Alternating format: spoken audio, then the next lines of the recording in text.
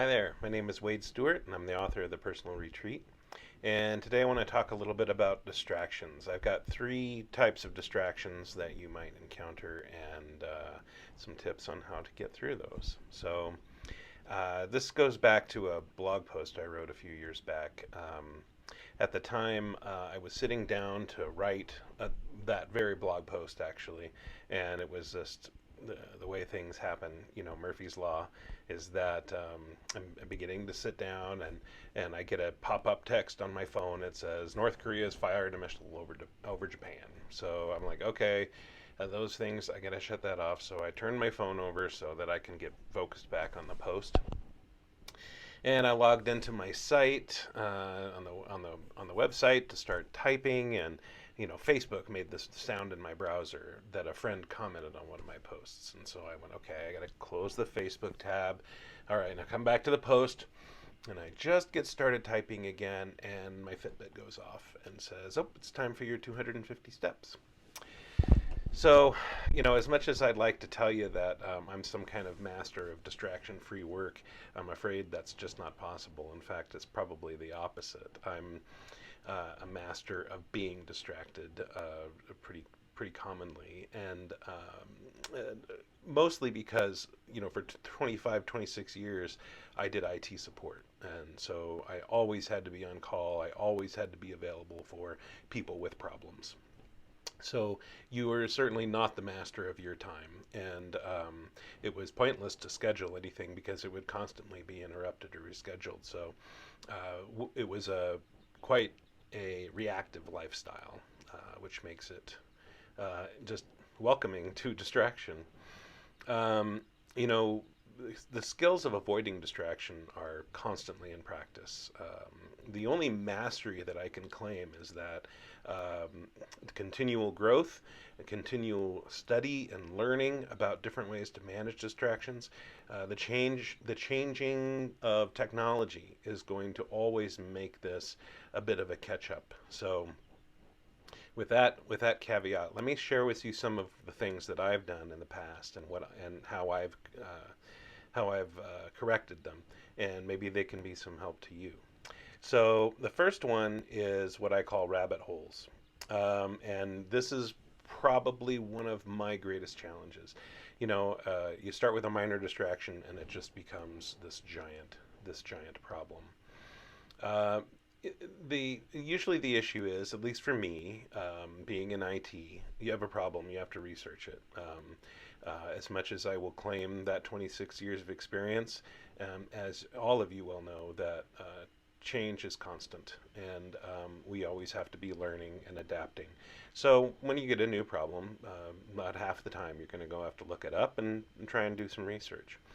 Well, as always, when you do research, you get down rabbit holes. You get down some other related thing will pop up, and you'll say, well, this could help me out. So I'm gonna pursue this and then see where it goes. And by the time you get through going down all these rabbit holes, then you have to come up with a solution and kind of work on it. So that's probably a valuable rabbit hole to go down. Um, another on the other hand that can be distracting is that Facebook pop up I mentioned earlier, because somebody had made a comment on one of my statements that they didn't really support. So I was like, well, that's kind of interesting.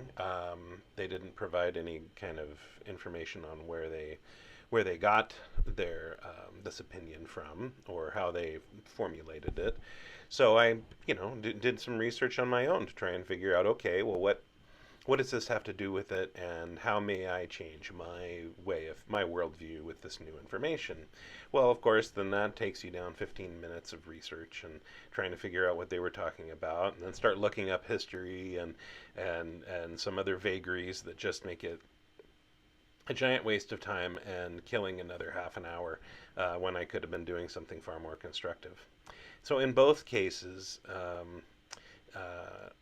of that, it was pretty distracting. I also have email alerts. because you need to be reactive. So those things are popping up all the time, and sometimes they're just spam. The one thing I can tell you about rabbit holes is, you know, rabbit holes do come from something. Something is popping up and getting you distracted. So instead of being reactive to every one of those things, turn off notifications, turn off those kinds of things. Go ahead and put your phone on Do Not Disturb, which is what I did just before I started this video.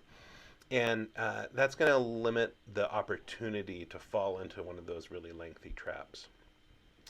So that's my tip on the rabbit holes. Another one I call wandering minds. Um, so if you do manage to get those external distractions handled, well, that's great. But now your mind can get you off target. So one time I'm working away on something, and I'm doing some research and writing, and I see something pop up in the border of the web page. It's probably an ad or something that says something about dinner, and well, it happened to be that I was a little bit hungry, and um, that got my mind wondering what dinner was going to be tonight, and then wondering if there was anything got out to thaw that we need to cook, or is there some leftovers in there that I might, and and actually, if there aren't, and there's nothing out to thaw, gosh, I might have to just get up right now and stop what I'm doing so that I can go and handle that.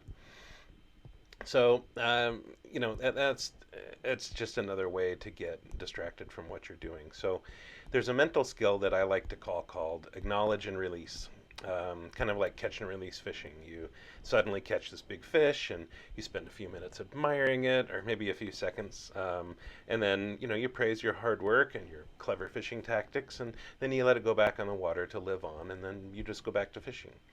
The same thing goes with distracting thoughts. The question pops up in your mind about something that you needed to do, and you'd probably remember immediately if you did, and you just drop it. But if you don't, you have to kind of acknowledge it and let it go. Like the dinner thing. Oh yeah, I did get something out on the counter. Great. Okay, now I can move on. And likewise, if you didn't, well, that problem can sort itself out. This isn't like that's not all the options that we have. So um, taking a moment to just acknowledge that and go, okay, I can't do anything about it now. I'll get this handled. Maybe even jotting down a note.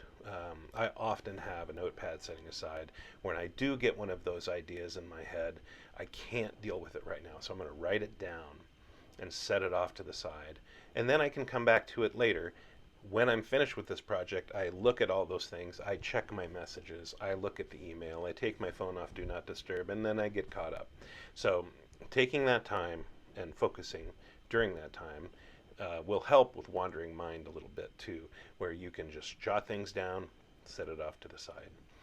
Um, Another one that is probably the hardest ones to deal with is uh, when you get interrupted by others, when people are physically walking into your space, and or you're getting a knock on the door, or the phone rings that you can't put on mute or something like that. With 20 some years of IT experience, I got calls from customers demanding help with issues right now. Like a tech calls me up and says, I'm having a challenge with this problem, and all those kinds of things. You just can't, sometimes you just can't escape some of those. Um, Not to mention the interruptions of noise. Uh, I am currently staying in a place which has loud cars driving by quite often, and that should certainly makes the being able to sit here and do a video for any length of time without some kind of external noise is a bit challenging.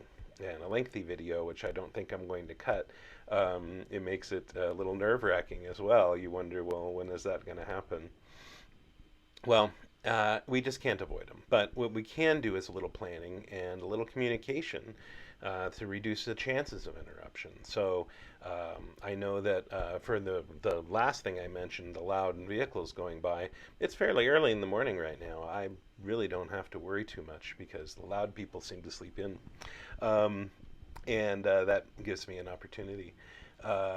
Another thing is just to communicate with those people around you.